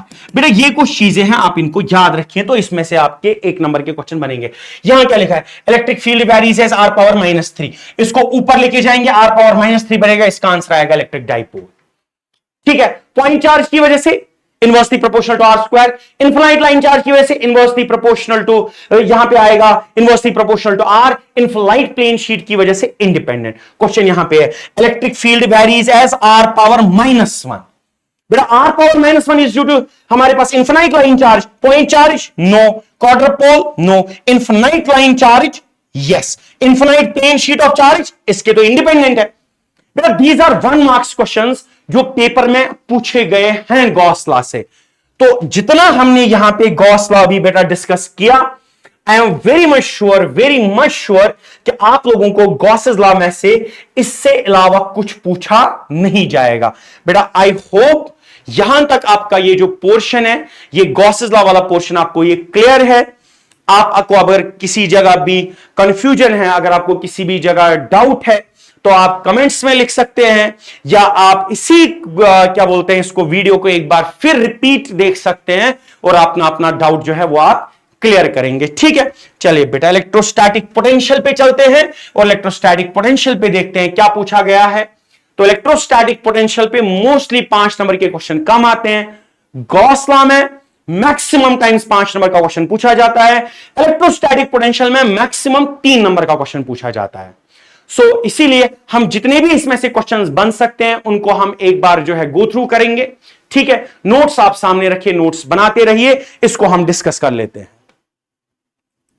तो चलिए बेटा स्टार्ट करते हैं इलेक्ट्रोस्टैटिक पोटेंशियल वाला पोर्शन। पहला क्वेश्चन है what's an equipotential surface and write properties of equipotential surfaces. मुझे लगता है हमें सबसे पहले इसका बेसिक क्वेश्चन करना चाहिए, कहीं पे होगा what is electric potential and derive expression for electric potential due to point charge. तो बेटा एक काम करते हैं, पहले हम यही वाला करते हैं क्योंकि यही बेस बनेगा बाकी सारे क्वेश्चंस के लिए, और ये वाला क्वेश्चन जो है बेटा 5 नंबर के लिए पूछा जाता है। ठीक है, तो बेटा क्वेश्चन है what is electric potential and derive expression for electric potential due to a point charge. तो सबसे पहले हम यहां डिफाइन करते हैं कि इलेक्ट्रोस्टैटिक पोटेंशियल क्या होता है। बेटा 3 चीजें हैं ये, इलेक्ट्रोस्टैटिक पोटेंशियल, दूसरा इलेक्ट्रोस्टैटिक पोटेंशियल डिफरेंस, एक है इलेक्ट्रोस्टैटिक पोटेंशियल, दूसरा है electrostatic potential difference, electrostatic potential difference, और तीसरा है बेटा electrostatic potential energy, electrostatic potential energy. ठीक है, सबसे पहले इन तीनों के बीच का थोड़ा सा हम डिफरेंस समझेंगे कि क्या हो रहा है, इलेक्ट्रोस्टैटिक पोटेंशियल क्या होता है, इलेक्ट्रोस्टैटिक पोटेंशियल डिफरेंस क्या होता है, इलेक्ट्रोस्टैटिक पोटेंशियल एनर्जी क्या होता है। ठीक है बेटा, सबसे पहले हम देखते हैं इलेक्ट्रोस्टैटिक पोटेंशियल क्या होता है। सपोज यहां पे मैं मान रहा हूं कि मेरे पास एक चार्ज है प्लस क्यू, और बेटा ये इसका फील्ड है। आप प्लीज समझिएगा मैं क्या बोल रहा हूं, ये हमारे पास एक चार्ज है पॉइंट चार्ज, ये इसका फील्ड है। हमने क्या काम किया बेटा, यहां पे इंफिनिटी पे मेरे पास एक टेस्ट चार्ज है बेटा क्यू नॉट। ठीक है, ये एक सोर्स चार्ज है, इसने अपना फील्ड बनाया, इंफिनिटी पे एक टेस्ट चार्ज है क्यू नॉट। मैंने क्या काम किया, हमने इस चार्ज को इंफिनिटी से लाया और मैंने इसको लाया यहां तक पॉइंट पी पे। कहां पे, पॉइंट पी पे। तो मैंने क्या किया, मैंने इसको वहां से लाना स्टार्ट कर दिया, मैंने इसको यहां तक पहुंचाया, इसको कोई फोर्स नहीं मिला। क्यों, क्योंकि फील्ड यहां तक है, इस चार्ज का फील्ड यहां तक है। तो जब आप चार्ज को फील्ड में लाएंगे तभी वो फोर्स एक्सपीरियंस करेगा, मतलब यहां तक ये कोई फोर्स एक्सपीरियंस नहीं कर रहा है। हमने क्या किया, जो ही ये चार्ज क्यू नॉट यहां आया तो इस क्यू की वजह से इसको मिला यहां पे इलेक्ट्रोस्टैटिक फोर्स ऑफ रिपल्शन। तो बेटा ये रिपल होना यहां से इस because of this particular charge, ये इसने इस चार्ज को रिपल करना स्टार्ट कर दिया। लेकिन हमने क्या किया, हमने इसको अगेंस्ट द इलेक्ट्रोस्टैटिक फोर्स लाया और यहां पे हमने इसको यहां से लाके इसको हमने यहां पे पॉइंट पी पे रख दिया। ठीक है, तो इस चार्ज को हमने यहां पे फील्ड इलेक्ट्रोस्टैटिक फोर्स को आने नहीं दे रहा था, बट हमने इलेक्ट्रोस्टैटिक फोर्स के अगेंस्ट काम किया और यहां से हमने इसको लाया यहां पे पॉइंट पी पे। हमने कितना वर्क किया, the amount of work done in bringing a unit positive charge, हमने एक यूनिट पॉजिटिव चार्ज पे कितना काम किया, उसको इंफिनिटी से पॉइंट पी तक लाने के लिए against electrostatic force, that is called electrostatic potential energy, the amount of work done. अगर हम सिर्फ निकालेंगे कि हमने काम कितना किया, that is electrostatic potential energy. अगर हम निकालेंगे हमने कितना काम किया पर यूनिट चार्ज, यानी इस पर्टिकुलर चार्ज को वहां से यहां तक लाने के लिए हमने कितना काम किया, that is electrostatic potential. So electrostatic potential energy is amount of work done and electrostatic potential is work done per unit charge. हमने कितना काम किया इस पर्टिकुलर चार्ज पे, so it is work done per unit charge. और potential difference क्या होता है बेटा, पोटेंशियल डिफरेंस होता है कि अगर ये मेरे पास ऑलरेडी यहां पे एक सोर्स चार्ज है और मैं क्या काम कर रहा हूं, मैं यहां से पॉइंट ए से पॉइंट बी तक अगेंस्ट इलेक्ट्रोस्टैटिक फोर्स एक चार्ज क्यू नॉट ले रहा हूं from A to B within the field against electrostatic force, यानी इलेक्ट्रोस्टैटिक फोर्स मेरे को जाने तो नहीं। फॉर एग्जांपल अगर मैं इसका प्रॉपर डायग्राम यहां पे बनाऊं, फॉर एग्जाम्पल यहां देखिए, ये मेरे पास यहां पे 2 पॉइंट्स, एक पॉइंट ए है, ये एक पॉइंट बी है। यहां पे चार्ज क्यू नॉट है, ये क्यू नॉट इसको रिपल्सिव फोर्स दे रहा है, लेकिन मैंने इसके अगेंस्ट काम करके इसको यहां पे लाया with in the field. So the amount of, मैंने अब कितना वर्क किया इस पर्टिकुलर चार्ज पे, इस फील्ड में, इसको एक पॉइंट से दूसरे पॉइंट तक लाने के लिए, बेटा दिस इज कॉल्ड व्हाट, बेटा this is called electrostatic potential difference. इसको हम क्या कहते हैं बेटा, इलेक्ट्रोस्टैटिक पोटेंशियल डिफरेंस। तो एक है इलेक्ट्रोस्टैटिक पोटेंशियल एनर्जी, कि हमें कितना काम करना पड़ा। दूसरा है हमारे पास इलेक्ट्रोस्टैटिक पोटेंशियल, हमें इस पर्टिकुलर चार्ज के लिए कितना काम करना पड़ा, so work done per unit charge. और electrostatic potential difference is within the field, एक पॉइंट से दूसरे पॉइंट तक। देखो पोटेंशियल में हम एक पॉइंट इंफिनिटी लेते हैं, पोटेंशियल डिफरेंस में एक point within the field आता है। इसको यहां से यहां तक लाने के लिए हमें कितना काम करना पड़ा, that come becomes our electrostatic potential difference. बड़ा थिन डिफरेंस है इनके, बहुत थिन लाइन है इनकी डिफरेंस के बीच में, बट इसको समझना बहुत जरूरी है। इलेक्ट्रोस्टैटिक पोटेंशियल एनर्जी का यूनिट बेटा जूल्स, बिकॉज आपको सिर्फ वर्क डन निकालना है। बेटा इसका यूनिट क्या होगा, work done is joule, this is coulomb, so it becomes joule per coulomb, so which is called as बेटा वोल्ट। तो इसका जो एसआई यूनिट है that is volt, potential difference का जो एसआई यूनिट है that is volt, electrostatic potential energy का जो यूनिट है दैट इज जूल। मैंने क्यों ये पहला क्वेश्चन दिखाया, क्यों, क्योंकि इस पर्टिकुलर एक्सप्रेशन से मैं आपको सिखाऊंगा इलेक्ट्रोस्टैटिक पोटेंशियल भी निकालना, और मैं आपको सिखाऊंगा इलेक्ट्रोस्टैटिक पोटेंशियल एनर्जी भी निकालना, और इलेक्ट्रोस्टैटिक पोटेंशियल डिफरेंस भी निकालना एक सिंगल एक्सप्रेशन से। फिर चाहे आपको यह पूछा जाए, यह पूछा जाए, यह पूछा जाए, आपका मैं एक ही एक्सप्रेशन दिखाऊंगा और आप ये तीनों क्वेश्चंस उसी एक एक्सप्रेशन में देख सकते हैं। ठीक है, चलिए स्टार्ट करते हैं। So what is electrostatic potential? It is defined as amount of work done in bringing a unit positive charge from infinity to any point within the field of a source charge, within the field of a source charge, and it is mathematically defined as work done per unit test charge, यानी work done per unit charge, जिस charge को हम ला रहे हैं। ठीक है, चलिए यहां पे देख लेते हैं इसका एक्सप्रेशन क्या है। देखिए बेटा, फॉर एग्जाम्पल यहां पे मेरे पास एक चार्ज है पॉजिटिव चार्ज प्लस क्यू, जिसको मैं सोर्स चार्ज मान लेता हूं। सपोज इसका मैं फील्ड रख रहा हूं बेटा इंफिनिटी तक, और मुझे क्या करना है, मुझे यहां पे पॉइंट पी पे लाना है किसको, एक टेस्ट चार्ज क्यू नॉट को मुझे लाना है पॉइंट पी पे। कहां पे लाना है मेरे को इसको, पॉइंट पी पे, कंसिडरिंग कि इसका फील्ड इंफिनिटी तक है। ये आप देख लेना, मैं इस चार्ज का फील्ड मान रहा हूं इंफिनिटी तक। ठीक है, इस चार्ज का फील्ड इंफिनिटी तक है, मुझे यहां से इस टेस्ट चार्ज को लेके आना है कहां पे, पॉइंट पी पे, और मुझे बताना है, बताओ जी इस पॉइंट पी पे पोटेंशियल क्या होगा, इलेक्ट्रोस्टैटिक पोटेंशियल क्या होगा। तो चलिए एक काम करते हैं, कंसिडरिंग कि इसका फील्ड इंफिनिटी तक है। चलिए एक काम करते हैं बेटा, मैंने क्या काम किया, मैंने यहां पे एक छोटा सा पॉइंट लिया, पॉइंट पी, एक छोटा सा पॉइंट लिया, एक पॉइंट लिया पॉइंट क्यू, छोटा सा पॉइंट मतलब क्या, यहां एक पॉइंट पी लिया, यहां एक पॉइंट क्यू लिया, और बेटा मैं मान लेता हूं कि ये जो रीजन है ये it's a very very small displacement, ये एक बहुत इन्फिनिटली स्मॉल डिस्प्लेसमेंट है, जिसको मैं डिनोट करता हूं बेटा dx से, और मैं मान लेता हूं कि इस रीजन में इलेक्ट्रोस्टैटिक, मतलब जब क्यू नॉट यहां आएगा, मैं मान लेता हूं कि इस रीजन में इलेक्ट्रोस्टैटिक फोर्स जो है वो कांस्टेंट है। ठीक, सपोज ये डिस्टेंस यहां से यहां तक जो है बेटा दिस इज x, सपोज ये इस टाइम पे x की दूरी पे।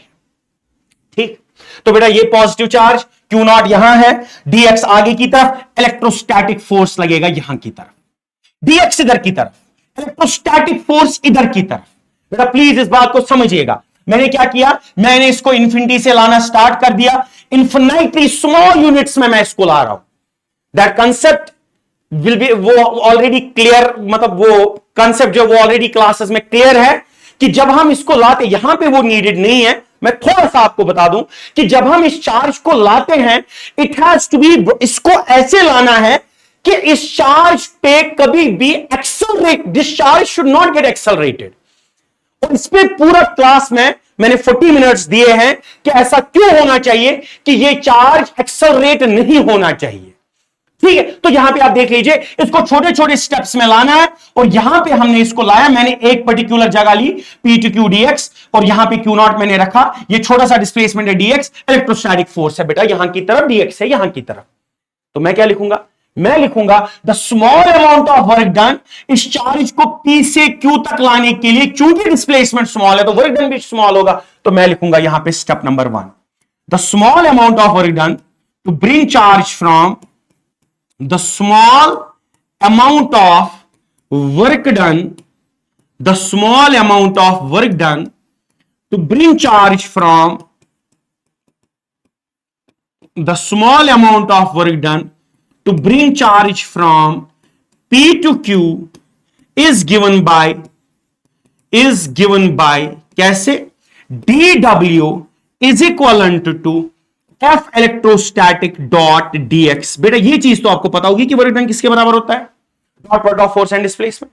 तो मैं यहां लिखूंगा so dW is equal to F electrostatics dx, F electrostatic dx, बेटा F इलेक्ट्रोस्टैटिक इधर की तरफ, dx यहां की तरफ, तो मैं यहां पे लिखूंगा बेटा cos of 180 degree, because they are anti parallel, ये यहां की तरफ है यहां की तरफ है, तो दे आर एंटी पैरेलल, तो cos 180 आएगा, cos 180 -1 होगा, तो dW will be equal to minus F electrostatic into dx. This is the small amount of work done to bring the charge from P to Q. बेटा अगर मुझे charge को लाना है इंफिनिटी से P तक, प्रोसेस क्या है, I will have to integrate this equation within the particular, within a well defined limits. So मैं क्या करूंगा यहां पे, तो मैं लिखूंगा यहां पे total work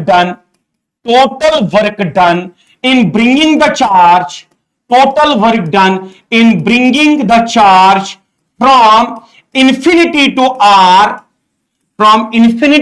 R, is given by integrating equation first. तो कैसे निकलेगा बेटा, हम इंटीग्रेट करेंगे किसको, बाय इंटीग्रेटिंग इक्वेशन फर्स्ट। ठीक है, तो क्या बनेगा ये, तो ये बन जाएगा W is equal to integration of dW which is equal to negative times integration of F electrostatic dx within limits from, कहां से ला रहे हैं, इंफिनिटी से, कहां पे लेके जा रहे हैं, R तक। सो lower limit is infinity, upper limit is R, क्योंकि हम ला रहे हैं इंफिनिटी से R। तो ये बन जाएगा यहां पे integration of dW that comes out to be W, so W is equal to 2, तो यहां क्या बनेगा, minus integration infinity to R, F electrostatic 1/4 pi epsilon, बताइए ना यहां पे F इलेक्ट्रोस्टैटिक किसके बराबर होगा, 1/4 pi epsilon not Q1 Q2 Q into Q naught divided by x का स्क्वायर, तो ये बन जाएगा 1/4 pi epsilon naught Q into Q naught divided by x square multiplied by dx। This is electrostatic force, इसको हमने multiple किया dx के साथ। सो वह क्या बनता है हमारा बेटा, तो ये बन जाता है W is equal to -1/4 pi epsilon naught, बेटा बाहर आएगा, Q टाइम्स Q नॉट बेटा बाहर आएगा, अंदर आएगा infinity to R x to the power -2 dx, इसको ऊपर लेके गए, तो ये बना x to the power -2 dx।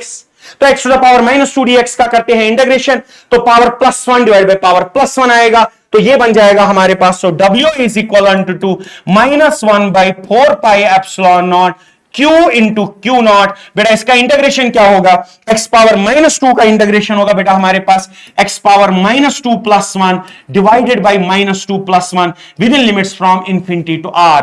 सो ये बन जाएगा W is equal to -Q times Q naught divided by 4 pi epsilon naught into x to the power -1 upon -2 + 1 that is -1 within limits from infinity to R। बेटा minus minus ये खत्म हुआ, ये minus minus खत्म हुआ यहां पे, तो W क्या बन जाएगा, 1/4 pi epsilon naught Q into Q naught into x to the, देखो ये -1 और यहां पे ये माइनस खत्म हुआ, बचा क्या, x पावर -1, x पावर -1 को लिखा जा सकता है 1/x, limit infinity to R, बेटा लिमिट्स लगा लेते हैं, upper limit 1/R minus lower limit 1/इंफिनिटी, सो ये बन जाएगा बेटा हमारे पास, so W will become equal to 1/4 pi epsilon naught Q into Q naught into 1/R minus 1/इंफिनिटी, बेटा 1/इंफिनिटी is 0, so work done comes out to be 1/4 pi epsilon naught Q into Q naught divided by R। बेटा अगर आपसे पूछा जाता है find the expression for electrostatic potential energy, तो आप यहां तक करेंगे। अगर आपसे पूछा जाता है derive the expression for electrostatic potential energy, so आप निकालेंगे work done. This work done at that particular point gets stored in the form of electrostatic potential energy. So it becomes our electrostatic potential energy U equal to 1/4 pi epsilon naught Q into Q naught divided by R. बना expression किसका? Electrostatic potential energy का. But हमें किसका पूछा गया था? Potential का. तो यहां पे आएगा बेटा स्टेप नंबर कितना? Step number 3. तो स्टेप नंबर 3 पोटेंशियल निकालेंगे. From the definition of potential we know electrostatic potential is equal to work done per unit test charge, यानी जो चार्ज हम ला रहे हैं. So V is equal to W किसके बराबर? 1/4 pi epsilon naught Q into Q naught divided by R. ये हो गया वर्क डन, और इसको डिवाइड करेंगे बेटा Q नॉट से. Q naught cancel. So potential आया V is equal to 1/4 pi epsilon naught Q upon R. बेटा this is the formula for electrostatic potential due to point charge. आपसे बेटा potential मांग रहा है या पोटेंशियल एनर्जी मांग रहा है, तो आपका वो दोनों इसी में है. अगर इन केस वो पोटेंशियल डिफरेंस मांग रहा है, तो यहां लेना है R1, यहां लेना है R2. बाकी प्रोसेस से यहां R1, यहां R2. बेटा एक ही क्वेश्चन में मैंने आपको तीनों एक्सप्रेशन दिखा दिए.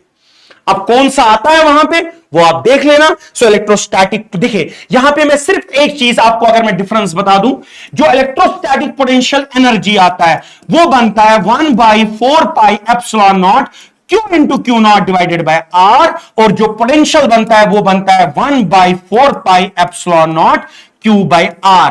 यानी electrostatic potential exists in potential energy exists for pairs, and electrostatic potential is created by a single charge without any direction. It's a scalar quantity, it has a magnitude only, there is no direction associated with it. Potential का कोई direction नहीं है. Electric field जैसे vector quantity है, उसका direction है, उसका magnitude है. इसका सिर्फ मैग्नीट्यूड है और इसका डायरेक्शन नहीं है. अगर चार्ज पॉजिटिव है प्लस क्यू लेना, अगर चार्ज नेगेटिव है यहां माइनस क्यू आएगा. simple as that. And this completes basically our 3 questions. बेटा ये 3 क्वेश्चंस कंप्लीट करता है. Electrostatic potential, potential difference, electrostatic potential energy. कौन सा पूछा जाएगा वो आप देख लेना. तो क्या क्या पूछा जा सकता है. चलिए अगले क्वेश्चन पे जाते हैं. अगला क्वेश्चन क्या है बेटा? What is equipotential surface. 3 number का क्वेश्चन आता है ये. Equipotential as the name suggests. What is equipotential? Equi means equal. What is potential? Means potential. Potential means potential. So what is equipotential surface? Equipotential surface is defined as that surface जहां पे हमारे पास potential at every point is same. देखिए for example ये मेरे पास एक charge है plus Q. ये मैं बना रहा हूं इसका इक्विपोटेंशियल सरफेस. देखिए यहां पे ये मेरे पास है equipotential surface. This is charge isolate, this is isolated charge plus Q, this is charge plus Q. ये है इसका इक्विपोटेंशियल. देखिए ये यहां से यहां तक डिस्टेंस r. बताइए यहां पे पोटेंशियल कितना होगा sir? v is equal to 1/4 pi epsilon naught. If this is r तो क्या बनेगा बेटा? q by r. बताइए यहां पे पोटेंशियल कितना sir? Same v is equal to 1/4 pi epsilon naught q by r. बेटा बताइए यहां पे पोटेंशियल कितना सर? सेम कितना? v is equal to 1/4 pi epsilon naught q by r. क्या इस पॉइंट, क्या इस सरफेस के हर एक पॉइंट पे पोटेंशियल सेम होगा 1/4 pi epsilon naught q by r. So it becomes equipotential surface. So what is equipotential surface? Equipotential surface is a surface where the potential at every point on the surface is same. Very simple and very evident. ये बहुत simple है और ये evident भी है कि equipotential means a surface where potential at every point is same. Where potential at every point is same. So what is equipotential surface? हमने बता दिया. दूसरा, what are the properties of equipotential surfaces. बेटा properties 2-3 discuss करते हैं. तो properties of equipotential surfaces क्या है? चलिए देखिए यहां पे प्रॉपर्टीज क्या है. प्रॉपर्टी नंबर 1, प्रॉपर्टी नंबर 1 देख लेते हैं. चलिए देखिए यहां पे बेटा ये हमारे पास यहां पे एक चार्ज है. प्लीज अच्छे से देख लेना बेटा. ये हमारे पास यहां पे चार्ज है. This is point A, this is point B. मैं एक टेस्ट चार्ज क्यू नॉट को ले रहा हूं पॉइंट ए से पॉइंट बी तक. कहां से कहां ले रहा हूं मैं बेटा इसको? पॉइंट ए से पॉइंट बी तक. मैं एक टेस्ट चार्ज क्यू नॉट को ले रहा हूं पॉइंट ए से पॉइंट बी तक. तो मैं क्या लिखूंगा? देखिए देखिए देखिए इलेक्ट्रोस्टैटिक, यहां तो पोटेंशियल डिफरेंस आएगा because it is in the field. तो मैं लिखूंगा electrostatic potential difference VB minus VA is equivalent to work done from A to B per unit charge Q naught. So that means potential difference delta V is equivalent to work done AB. चलो इसको ऐसे लिख लेते हैं, तो मैं इसको ऐसे लिख लेता हूं. So it becomes VB minus VA is equal to WAB upon Q naught. ठीक ठीक हो गया.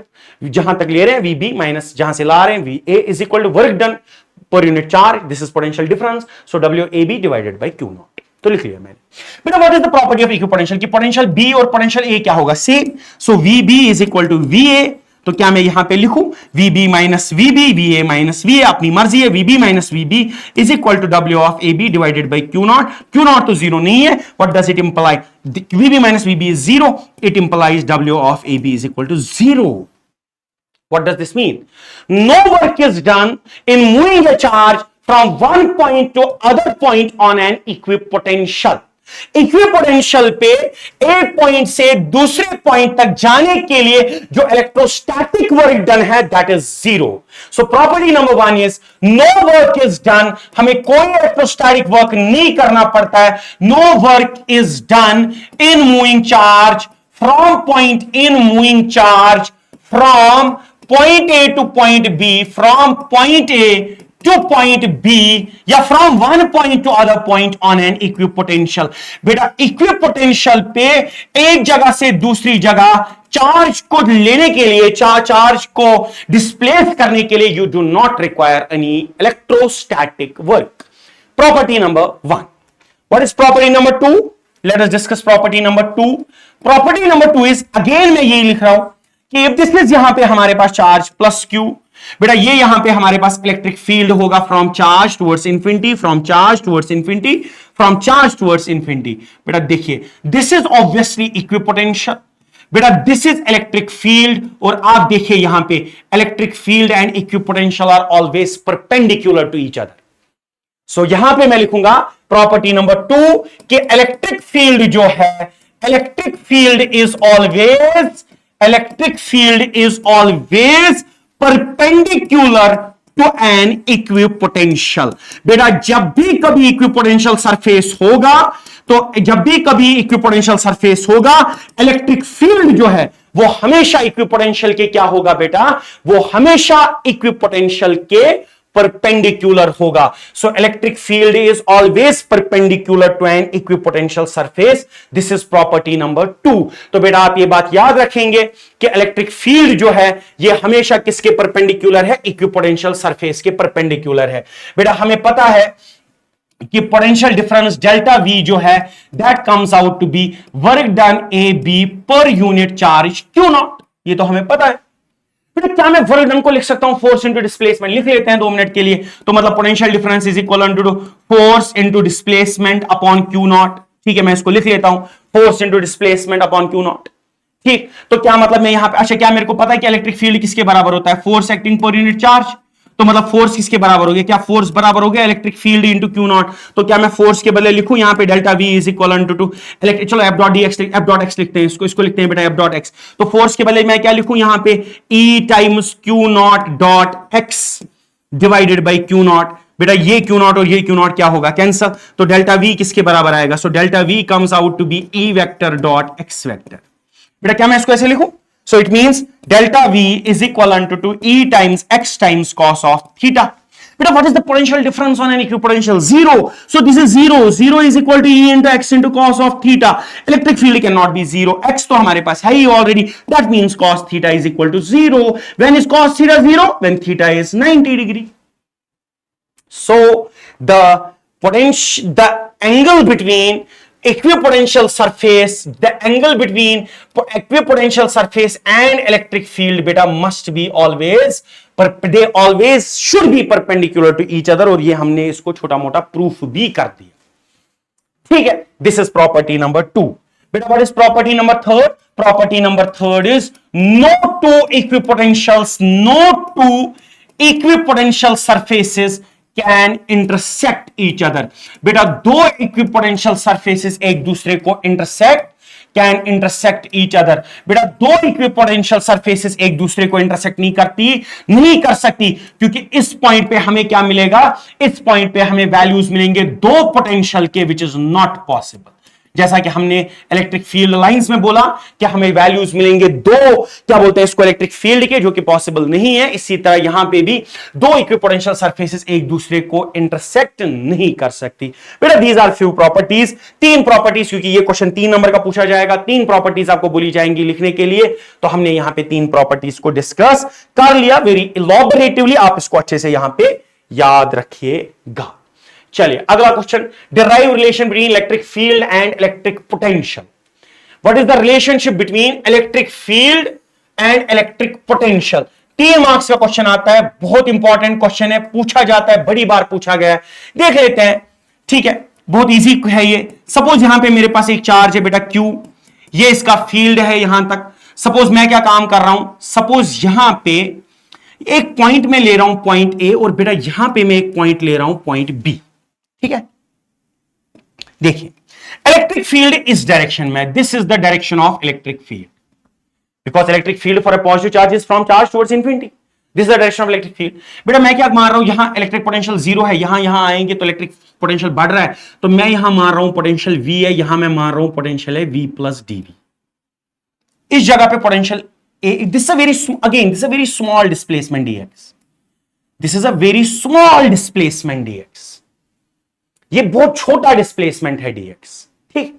सपोज यहां पे एक ये जो चार्ज Q नॉट है, इसको मैं ला रहा हूं यहां से, यहां पे पॉइंट A पे मैंने इसको रखा, तो इसको इलेक्ट्रोस्टैटिक फोर्स मिलेगा इस डायरेक्शन में, dx है बेटा इस डायरेक्शन, ये तो आप मान रहे हैं।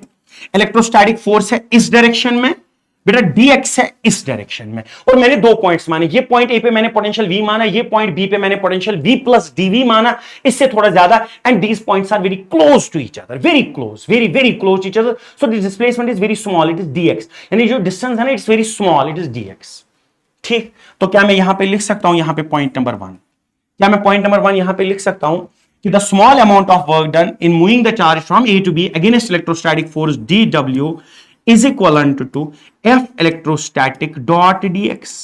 पहले तो ये लिखेंगे, चलिए एंगल कितना 180 डिग्री, क्या लिखूंगा मैं, सो dW is equivalent to minus times FE dx, क्यों, क्योंकि cos 180 is -1, तो यहां आया बेटा माइनस। अच्छा, क्या मेरे को पता है कि electric field is equal to force acting per unit charge, तो क्या मैं इसका मतलब ये लिखूं यहां पे कि electrostatic force is equal to E times Q naught, क्या इसका मतलब ये हुआ कि मैं लिखूंगा dW is equal to minus times Q naught times E times dx, बेटा ये बन जाएगा हमारे पास Q naught times E times dx, this is the small amount of work done, Q naught E times dx, this is the small amount of work done. अगर मुझे इसको कहां से कहां लाना है बेटा, अगर मुझे इसको लाना है A से B तक, सो A से B तक लाने के लिए जो मुझे, तो बेटा ये आया हमारे पास dW is equal to minus Q naught E dot dx, ठीक है। हमने इसको कितना माना, हमने इसको माना dx। चलिए अब यहां पे देखते हैं पॉइंट नंबर 2, हमने अभी अभी पढ़ा कि electrostatic potential difference VB minus VA is equal to work done A to B per unit charge Q naught, ये हमने बेटा अभी अभी पढ़ा। सो क्या मैं इसको यहां पे लिखूं, that means work done AB is equal to Q naught multiplied by, this is potential difference, it's a very small potential difference, बेटा इसको मैं मल्टीप्लाई कर लेता हूं यहां पे dV, ठीक है। तो मैं लिखूंगा W of AB is equal to Q naught multiplied by VB minus VA, very small potential difference dV। अब देखिए व्हाट इज दिस, ये भी तो हमारे पास यही है, work done in bringing the charge from A to B, so this is also WAB। बेटा आप देखिए भाई, ये भी WAB है, ये भी WAB है, तो इन दोनों को मैं इक्वेट करूं, बेटा दिस इज इक्वेशन फर्स्ट, बेटा दिस इज इक्वेशन सेकंड, मैं यहां इक्वेट करता हूं फर्स्ट और सेकंड को। बेटा जब मैं इक्वेट करूंगा, इक्वेटिंग फर्स्ट एंड सेकंड, तो मुझे क्या मिलेगा बेटा, तो मुझे मिलेगा minus Q naught E dot dx is equal to minus Q naught E dot dx is equal to Q naught times dV बेटा ये क्यू नॉट जाएगा क्यू नॉट के साथ, तो इलेक्ट्रिक फील्ड E आएगा मेरे पास minus dv upon dx, and in terms of r it can be written as minus times dv upon dr. बेटा this is the electric field, relation between electric field and potential. So electric field and potential comes out to be E is equivalent to minus times dV upon dr. So this term is called potential gradient, yani this is the rate of change of potential with distance. It is called potential gradient. So yahan pe main likhunga कि जो electric field है that comes out to be electric field is negative times potential gradient. What is potential gradient? It is the change in potential with distance. So this is यहां पे हमारे पास relation between electric field and potential. So ये आप यहां पे बेटा याद रखेंगे. So this ये आया हमारे पास E dot Q naught, क्योंकि इन दोनों को हमने इक्वेट कर लिया, वहां से E का वैल्यू आया हमारे पास minus dV by dx which is equal to minus dV by dr. और बेटा इसको सॉल्व करके हमारे पास इलेक्ट्रिक फील्ड आता है minus times dV by dr. ये 3 नंबर का क्वेश्चन आपको पूछा जाता है, what is the relation between electric field and potential. तो ये हमारे पास आता है E is equal to minus dV by dr. ठीक है, चलिए बेटा अगला क्वेश्चन डिस्कस करते हैं. यहां पे अगला क्वेश्चन अब हम आते हैं कहां पे, कैपेसिटर पे. What is capacitor and derive the expression for the capacitance of parallel plate capacitor. बेटा कैपेसिटर क्या है? हमारे पास बेसिकली जो इलेक्ट्रिकल डिवाइसेस हैं वो दो किस्म के होते हैं, एक होते हैं एक्टिव डिवाइसेस, एक होते हैं पैसिव डिवाइसेस. ये जो हमारे पास कैपेसिटर है, रेजिस्टर है, ये इंडक्टर है, these are passive electrical devices. जो क्या करते हैं, capacitor is a passive electrical device which stores electrical energy. Capacitor हमारे पास एक ऐसा डिवाइस है जो इलेक्ट्रिकल एनर्जी को क्या करता है, स्टोर करता है. इसी तरह रेजिस्टर जब हम आगे पढ़ेंगे वो हमारे पास एक ऐसा डिवाइस है जो हमें एनर्जी को डिसिपेट करता है, जो हम वहां पे सीखेंगे करंट इलेक्ट्रिसिटी में. और तीसरा इंडक्टर, वो हमारे पास बेटा एक ऐसा डिवाइस है जो क्या करता है बेटा, जो हमारे पास इलेक्ट्रिकल ये मैग्नेटिक एनर्जी को स्टोर करता है. सो ये हमारे पास 3 टाइप्स के डिवाइस. तो बेटा कैपेसिटर क्या है, capacitor is a passive electrical device which stores electrical energy. हमें क्या करना है, तो हमने बोल दिया कैपेसिटर क्या है, हमें निकालना है expression for the capacitance of a parallel plate capacitor. बेटा हमारे पास बहुत सारे टाइप के कैपेसिटर्स हैं जो एनर्जी को स्टोर कर सकते हैं, but the convenient and mostly used capacitor that is parallel plate capacitor. Parallel plate capacitor हमारे पास एक कन्वीनियंट और एक बेहतरीन तरीका है इलेक्ट्रिकल एनर्जी को स्टोर करने का. तो कैसे करता है ये काम, सबसे पहले इसका वर्किंग देख लेते हैं, ये काम कैसे करता है, फिर वहीं से हम एक्सप्रेशन निकालेंगे. देखिए बेटा पैरेलल प्लेट कैपेसिटर में क्या होता है, यहां पे हमारे पास एक प्लेट होता है जिसको हम ऑलरेडी चार्ज करके रखते हैं. सो this is positively charge plate यहां पे हमारे पास. ठीक है, हम क्या करते हैं, इसकी विसिनिटी में यहां पे हमारे पास एक न्यूट्रल प्लेट हम रख देते हैं. तो हमने यहां पे इसकी विसिनिटी में एट डिस्टेंस d एक न्यूट्रल प्लेट रख दिया. ठीक है, इंडक्शन होगा, ये पॉजिटिव क्या करेगा, ये पॉजिटिव इस वाले फेस पे इंड्यूस कर देगा बेटा नेगेटिव, और ये नेगेटिव इस वाले फेस पे इंड्यूस कर देगा पॉजिटिव. ठीक है, तो ये हो गया, यहां पे ये न्यूट्रल था, इसमें इंडक्शन हुई, पॉजिटिव ने नेगेटिव इंड्यूस किया, नेगेटिव ने वापस यहां पॉजिटिव इंड्यूस किया. तो बेटा यहां पे ना एक इलेक्ट्रिक फील्ड बना E, और हमें ये पता है कि electric field within the plates जो बनता है that comes out to be sigma by epsilon naught. So this is the electric field within the plates, यानी बिटवीन द प्लेट्स, इन प्लेट्स के बीच का जो इलेक्ट्रिक फील्ड है that comes out to be sigma by epsilon naught. ठीक है, considering कि इस प्लेट का जो एरिया है, इस प्लेट का एरिया यानी प्लेट्स का जो एरिया है वो A है, D is the distance between the plates. देखिए होता क्या, देखो क्या होता है, जब ये नेगेटिव हमने पॉजिटिव रखा, यहां पे नेगेटिव को इसके सामने लाया, ये नेगेटिव क्या करता है, ये नेगेटिव इसका पोटेंशियल कम कर देता है. दिस इज प्लेट A बेटा, this is plate A, this is plate B. अब बात को समझिएगा कि ये कैसे काम करता है. ठीक है, जो ही हमने यहां पे प्लेट B लाया, प्लेट B पे इंड्यूस चार्ज आए, इनर फेस पे नेगेटिव आया, आउटर फेस पे पॉजिटिव आया. Because of this negative charge इस A का जो पोटेंशियल है वो क्या होता है, वो डिक्रीज होता है. ठीक है, तो ए का पोटेंशियल डिक्रीज हुआ बेटा, इसका पोटेंशियल कम हुआ, इसका मतलब हम यहां पे और चार्ज इसमें सप्लाई कर सकते हैं। लेकिन ये जो पॉजिटिव है यहां पे, ये पॉजिटिव इसके पोटेंशियल को बढ़ाने की कोशिश कर देता है। तो हम क्या काम करते हैं, हम यहां पे इसको अर्थिंग कर देते हैं। बेटा यहां पे हम इसको अर्थिंग करेंगे तो यहां पे क्या होगा, इलेक्ट्रॉन्स आएंगे, यहां पे न्यूट्रलाइजेशन होगी तो ये खत्म हो जाएगा यहां पे। तो होगा क्या, तो हमारा इक्विवेलेंट डायग्राम कुछ ऐसा बनेगा। यहां पे बेटा हमारे पास होगा पॉजिटिव, बेटा यहां पे हमारे पास होगा पॉजिटिव, दिस इज पॉजिटिव, और बेटा यहां पे अब ये प्लेट होगा, इसमें अंदर की साइड इंड्यूस नेगेटिव चार्ज होगा। बेटा यहां हमने इस वाली साइड को इसको अर्थिंग कर दी, अब क्या होगा, दिस नेगेटिव, नो अब सिर्फ नेगेटिव बचा, ये नेगेटिव इसके पोटेंशियल को डिक्रीज करेगा। इसके पोटेंशियल का जब डिक्रीज होना मतलब हुआ कि हम इसमें और चार्ज दे सकते हैं, सो इसमें और चार्ज होल्ड करने की कैपेसिटी आ गई। ठीक है, this is how we increase the capacity and this is how parallel plate capacitor works. This is how parallel plate capacitor works. मैं एक क्वेश्चन आपको यहां पे बोल रहा हूं, मैं चाहता हूं आप इसका आंसर दे।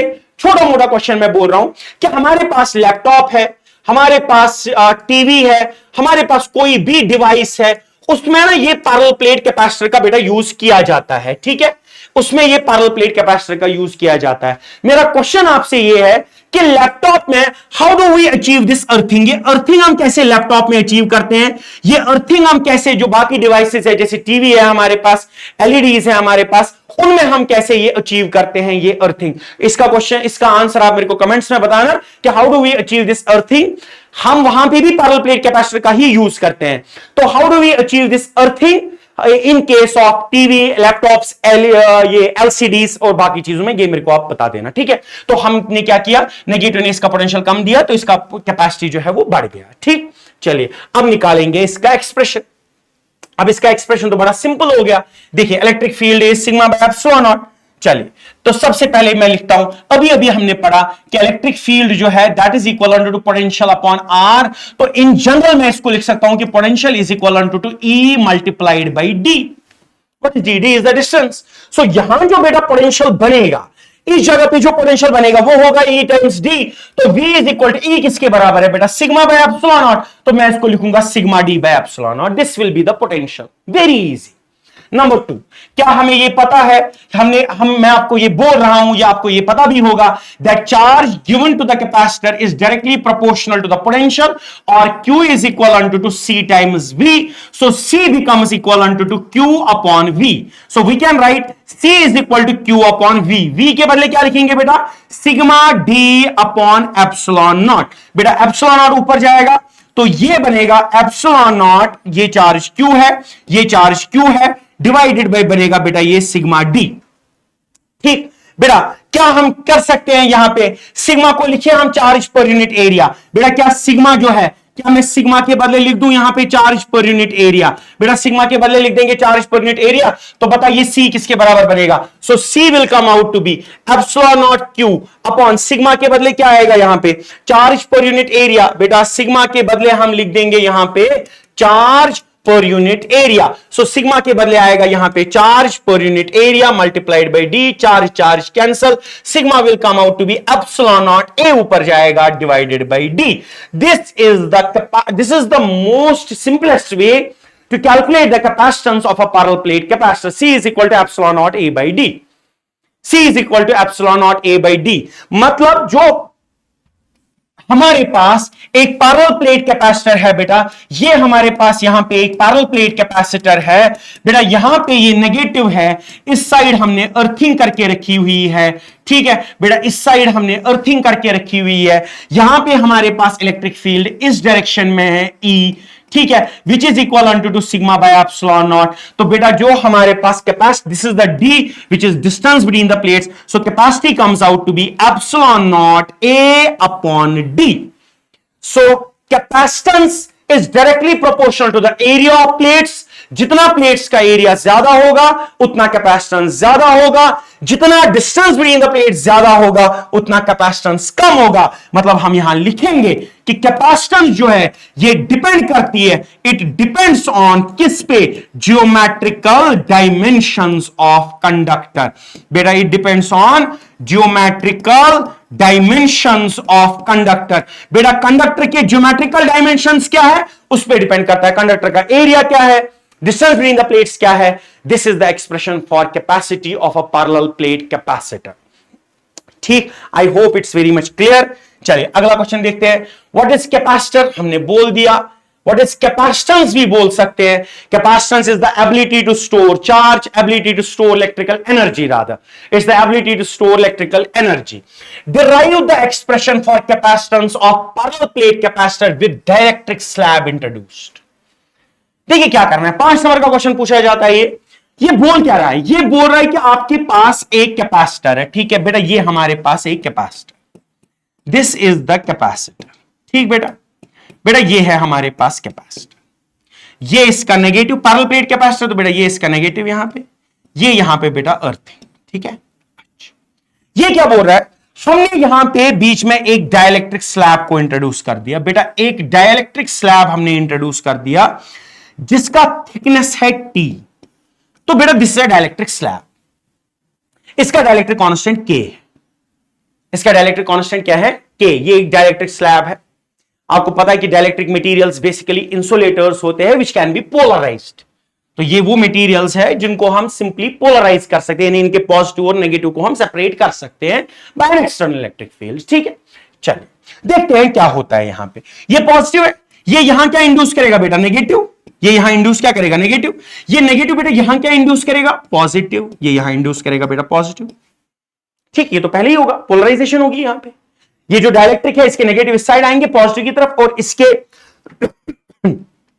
पॉजिटिव नेगेटिव की तरफ आएंगे। ये नेगेटिव इसके पॉजिटिव को खींचेगा, ये पॉजिटिव इसके नेगेटिव को अपनी तरफ खींचेगा। तो पहले तो ये होगा, तो पोलराइजेशन होगी यहां पे, तो पोलराइजेशन होगी। चलिए अब देखते हैं क्या होता है अगला। बेटा यहां पे इलेक्ट्रिक फील्ड होगा ऐसे, इसको मैं E लिख लेता हूं। This is electric field outside, not inside the slab. This is electric field outside, यहां पे भी same, this is electric field outside.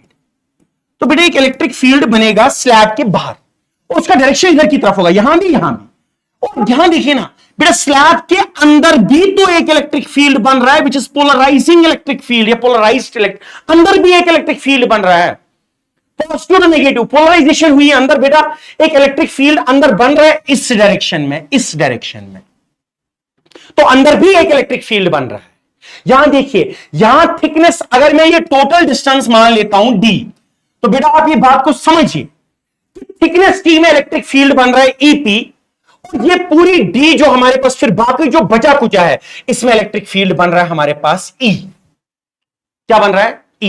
बेटा ये जो EP होता है ये इक्वल टू होता है E अपॉन K।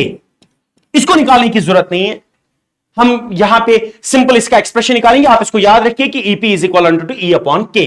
अगर मैं इसको E0 रखता हूं, अगर मैं इसको E0 रखता हूं तो ये बनेगा E0 upon K। So EP is equal to E0 upon K, where K is the dielectric constant. ठीक हो गया यहां पे, ये तो प्रोसेस हो रहा है यहां पे। डाइलेक्ट्रिक स्लैब के इंट्रोडक्शन से डाइलेक्ट्रिक स्लैब पोलराइज होगी, ये पॉजिटिव इसके नेगेटिव को खींच के लाएगा, ये नेगेटिव इसके पॉजिटिव को खींच के लाएगा, यहां पोलराइजेशन होगा, अंदर एक फील्ड बनेगा नया फील्ड, और बाहर अपना फील्ड है ही ऑलरेडी E0। तो क्या मैं यहां पे लिखूं, सो पोटेंशियल क्या मैं लिख दूं यहां पे, V is equal to E0 into D minus T plus E polarising into T। बेटा प्लीज इसको थोड़ा ध्यान दीजिए भाई, ये टोटल D है, ये T को हटा दो तो क्या बचेगा, D minus T। D minus T में कौन सा फील्ड है, E0, तो मैंने तो वही लिखा, V is equal to E0 into D minus T plus, और पोलराइजिंग फील्ड कितने रीजन में है, तो मैंने इसको लिखा EP इंटू T। अच्छा, तो क्या मैं इसको ऐसे लिखूं, so V comes out to be E0 into D minus T plus E0 upon K multiplied by T। बेटा E0 को कॉमन निकालो, क्या बनेगा V, E0 into D minus T plus T upon K, ये बन जाएगा हमारे पास V। Step number 1। Step number 2, चलिए बेटा क्या है हमारे पास, क्या हमें पता है Q is equal to C times V। बेटा क्या हमें पता है C किसके बराबर है, क्या हमें पता है C is equal to Q upon V। अच्छा, क्या E0 हमें पता है किसके बराबर है, क्या E0 के बदले में लिखूं सिग्मा बाय एप्सिलॉन नॉट, तो E0 is equal to sigma by epsilon naught into, इसको लिखे यहां पे D minus T plus T upon K। बेटा क्या इसको मैं ऐसे लिख दूं, क्योंकि we know electric field outside is sigma by epsilon. तो C is equal to Q upon V।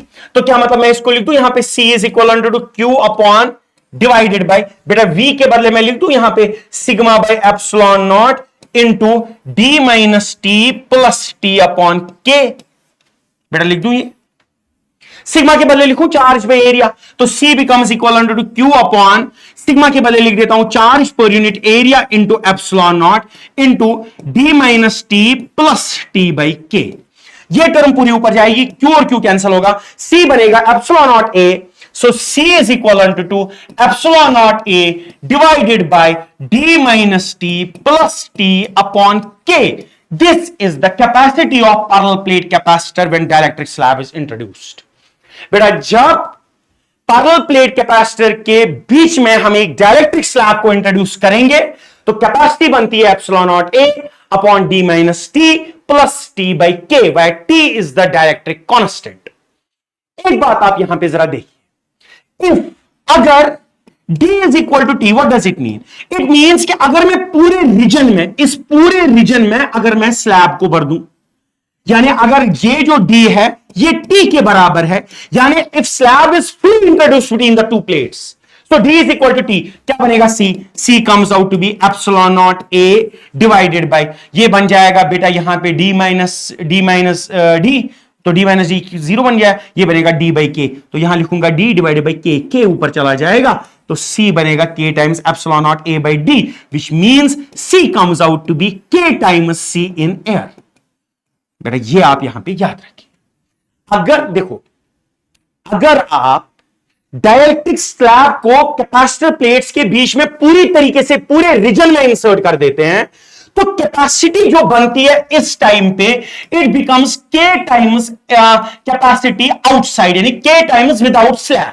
जब स्लैब नहीं थी उसके के टाइम्स बनता है हमारे पास capacity. So what does it mean? It means when dielectric slab is introduced between the plates of a capacitor capacity increases. तो ये बात आप याद रखेंगे कि यहां से हमें क्या मिला, when dielectric slab is introduced between the plates of capacitor, when dielectric slab is introduced between plates of capacitor, जब हम dielectric slab को plates of capacitor के बीच में इंट्रोड्यूस करेंगे तो क्या होगा, capacity increases k times। बेटा प्लीज आप इस बात को याद रखिए, capacity increases k times and this gives the answer to our question कि calculate the expression या derive the expression for the capacity of a parallel plate capacitor when dielectric slab is introduced between it। I hope it's clear। अगला देख लेते हैं, अगला question क्या है। ये है हमारे पास क्वेश्चन, 1 नंबर का क्वेश्चन आया हुआ है, when air is replaced by dielectric medium of constant K, the maximum capacitance of capacitance becomes। अभी हमने देखा कि जब हम यहां पे एक डाइलेक्ट्रिक को इंट्रोड्यूस करते हैं so capacity increases K times, capacity increases K times. तो अगला देखते हैं क्या है। तो बेटा इसी के साथ हमारे पास आज का इलेक्ट्रोस्टैटिक्स 2 जो है वो क्लियर होता है, वो कंप्लीट होता है। I hope this is very clear to you. बेटा मैं ये उम्मीद करता हूं कि आप लोगों ने ये लेक्चर जो है अच्छे से देखा होगा, आपने हर एक पॉइंट इसमें नोट किया होगा और मैं आपको अभी भी एश्योर कर रहा हूं कि आपको इसके बगैर बोर्ड्स के लिए कुछ और करने की जरूरत नहीं है। ठीक है, तो I hope this is very clear to you. अगले लेक्चर में हम फिर मिलेंगे करंट इलेक्ट्रिसिटी के साथ, और तब तक के लिए जितने भी मैंने क्वेश्चन पूछे आप उनका आंसर दीजिए कमेंट्स में, वहां पे वो जो टाइम स्टैम्प है वो लिख लेना और क्वेश्चंस का आंसर देना, और फिर हम वहां पे फिर से डिस्कशन करेंगे कि एक्चुअल आंसर आना क्या चाहिए था। ठीक है, I hope this is very clear to you. Thank you very much and see you soon.